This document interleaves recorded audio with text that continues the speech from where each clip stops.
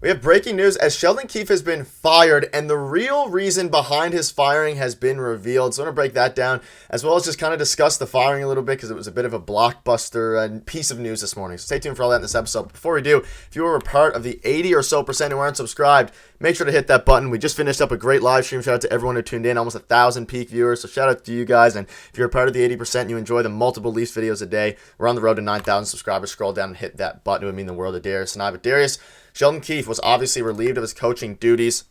He replaced Babcock in 2019 and ranks 5th in Maple Leafs coaching victories. So, I mean, congratulations to Sheldon Keefe on his work done here. And obviously, we wanted him gone. It was time for a change. But shout out to Sheldon Keefe. But Darius, some things have come out about the real reason behind his firing a little bit here. And Treliving kind of revealed that the Leafs were determined that a new voice is needed to help this team push through to reach our ultimate goal. And there's some more quotes which we'll get into in a minute as well. But what are your thoughts on this, Darius? And I guess just your thoughts on the firing as well. I think there's a lot at play. I mean, Sheldon Keefe, like you said, congrats for everything he accomplished here. 5th winningest coach in Toronto Maple Leafs history. Like, that's a great accomplishment, but unfortunately couldn't get it done in the playoffs. And this is a results business. I loved Sheldon Keefe. I thought he was a great coach, and I think he'll find success elsewhere in a different team, wherever that may be in a couple of years or maybe even next year. But for the Toronto Maple Leafs, I think Brad Treliving's read on everything is correct. I do think that they need a new voice.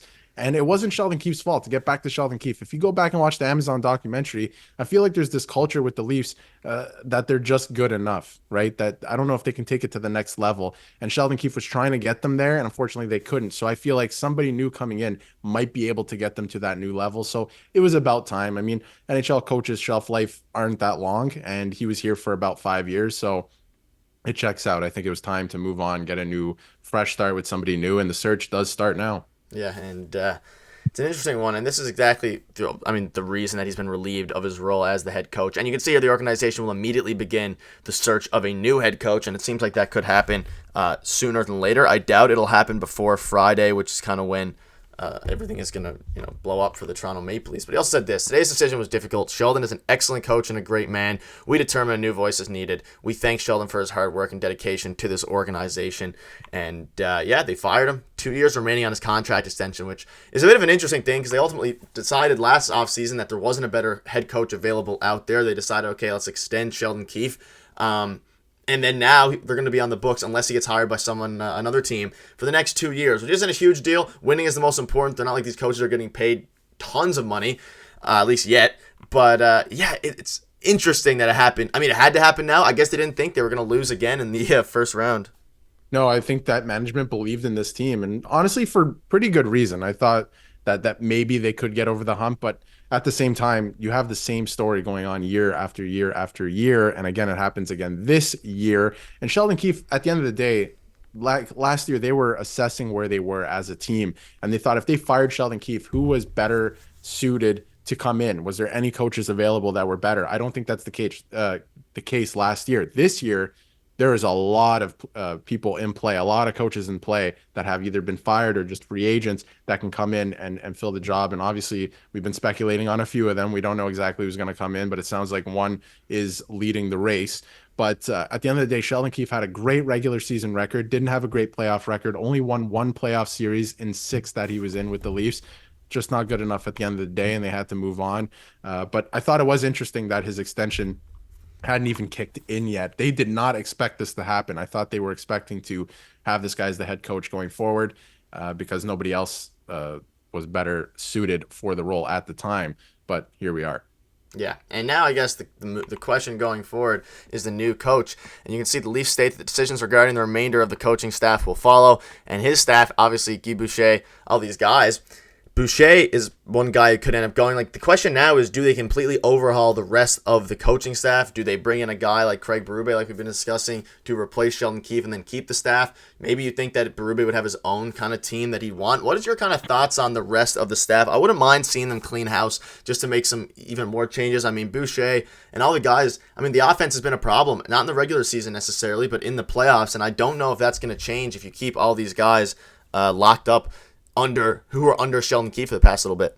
Oh, I think that's it, right? And I think cleaning house would be the easiest thing to do, and honestly, just start over. And maybe Berube, like you said, has some people he would love to bring in, that he's worked with before. But I think when you look at it, critically, the Leafs defense was a lot better this year, and they didn't have the greatest personnel. It was a lot better. I thought the penalty kill could be better, but it wasn't terrible. The offense is what kills them, and it has killed them and ailed them for a long time now, at least in the playoffs. They cannot score in the playoffs. So if they want to move on from the offensive side of things, I think that's fine. And I think that's why they're going to take their time to do that, because they assessed everything yesterday. They figured, okay, we do need a new voice. Sheldon Keefe is out, but in terms of the rest of the coaching staff, I think they're going to be very picky in particular with, can we replace them with people better, and what is actually bad? Should we clean house, right? Was there anything that we absolutely have to get rid of? On the offensive side of things, I see that. Defensively, I thought they were okay this season. So they're going to take a look at it. It's going to take some time, but I would expect movement on that front as well. Yeah, and I mean, the question now is, will the coach who replaces Sheldon Keefe be as good as Sheldon Keefe? Maybe in hindsight, we'll be looking at this. Who really knows? Obviously, Keefe didn't do anything, really. In the playoffs, that is. Great regular season coach. And you look at this now. He had tons of success during his 9 years with the Leafs. This paragraphs in the press conference from his firing details.